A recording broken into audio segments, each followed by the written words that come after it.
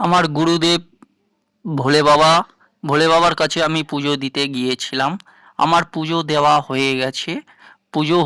দেওয়া হয়ে যাওয়ার পরে আমি বেশ কিছু অসহায় মানুষদের জন্য মিষ্টি কিনেছি।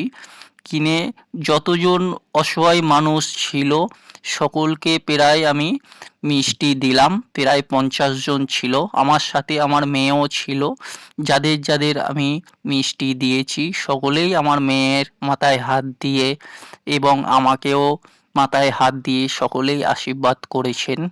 আমি এখন একজনের সাথে কথা বলছি, উনি আমাকে জিজ্ঞেস করছে, বাবা তুমি কোথা থেকে কোথায় বাড়ি? আমি বললাম যে আমার বাড়ি বিষ্ণুপুর। সবাই খুব খুশি হলো, আমিও খুব খুশি হলাম যে নতুন বছরে আমি অসহায় মানুষদের অল্প কিছু যতটুকুনি আমি পারলাম অল্প কিছু আমি ওনাদের খাবার দিলাম। ওনারা অনেকেই ছিল, আমি যতটুকুনি পেরেছি আমি প্রায় 50 জনকে দিয়েছি।